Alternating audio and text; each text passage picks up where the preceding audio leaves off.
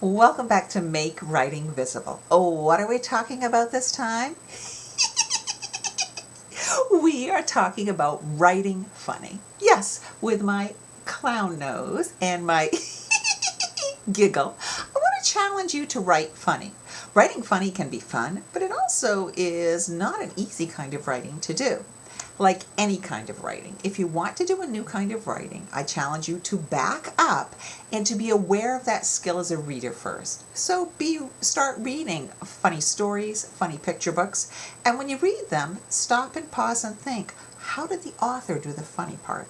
And as you analyze those, then you will be more aware of the funny parts of stories, and you can start adding funny parts to your own stories. So, as a reader, I will give you a couple of examples from the Mrs. Shepherd series. I have a series of books that are all about one classroom and a different kid in the story as a main character in each of the stories. In the book Science Fair Day, the main character in the story is called Ima Kinda Nosy. And there's Ima Kinda Nosy right there. And when she is kind of nosy, she certainly gets herself into trouble in the story. Her name, Ima Kinda Nosy. I wrote it like this, Ima Kinda Nosy, two names first and last, but I really meant it to sound like a 5-word sentence. I am kind of nosy. So I am kind of nosy. Sounds like her name, Ima Kinda Nosy. In another example in the Mrs. Shepherd book, Pajama Day, the main character in this story is named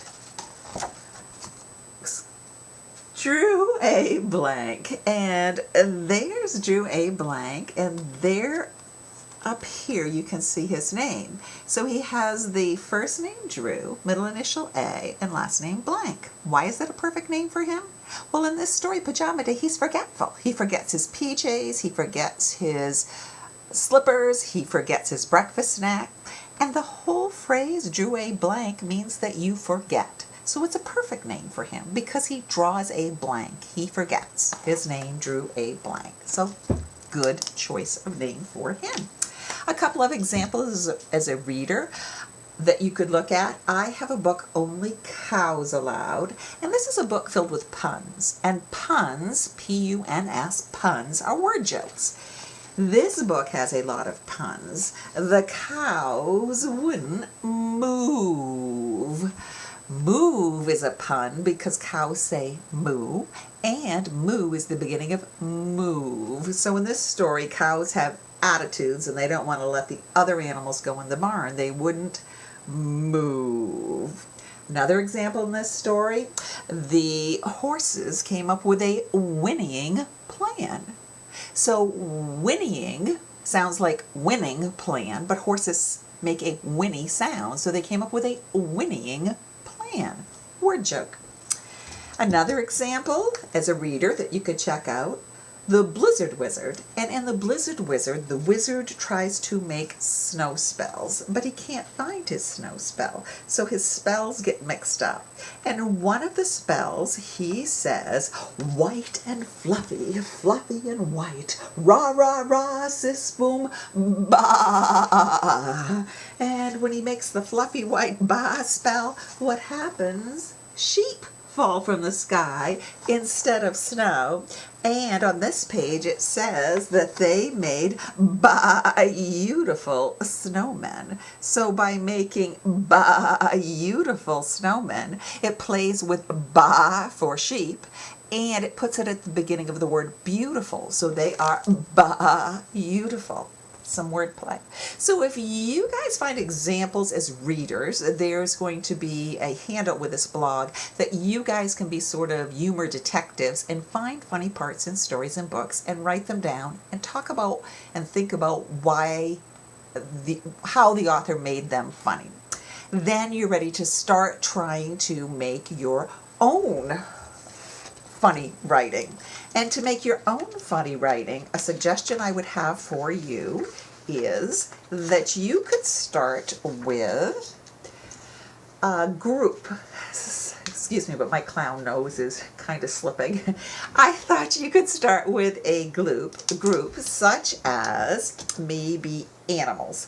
And so what you could do is brainstorm some animal names. So I might say moose, and I might say penguin, and I might say ant, and I might say lobster, and I might say porcupine, and I'm going to brainstorm the animals. And then after I think of animals within that group, then what I could do is to think of what makes each of those animals special.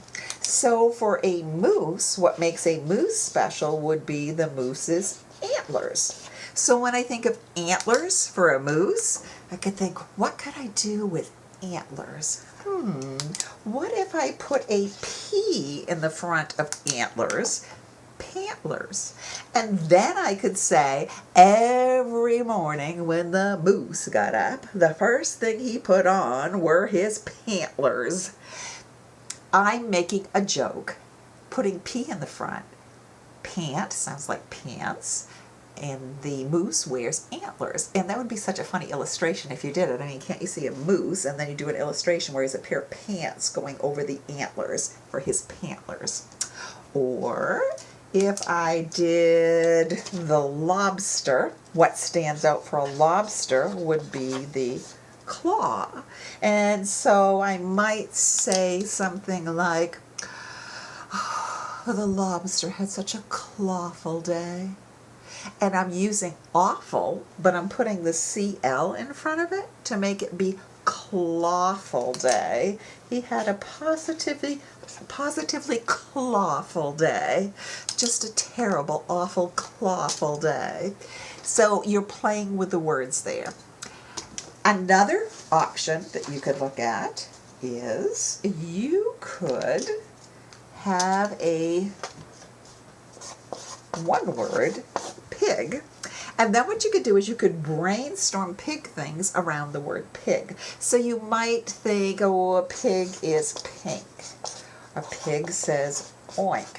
A pig lives in a pig pen. A famous pig is Wilbur. Or Babe is another famous pig. Or a pig could be made into bacon. Or baby pig is a piglet. You get the idea? Do lots of brainstorming so that I'm thinking of words that have something to do with a pig. And then I could choose one of those. I might say, oh, the poor pig hurt so much he needed some ointment. Ointment, like ointment. He had to put ointment on. So I'm playing with a pig word. Or maybe I could do this one. How did the pig create such wonderful art? He did it using his pig pen.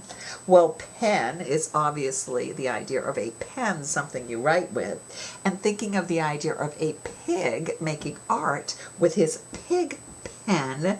So he would splash the all the leftover food and the mud and the slop over a canvas, and that would be a cool illustration for him to make his pig pen, or with the emphasis on the pen, because that's something you could draw with, and it's also part of the word pig pen.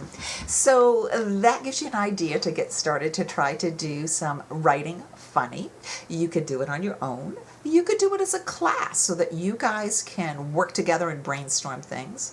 It would be a fun kind of writing to do for a summer challenge with summer break approaching.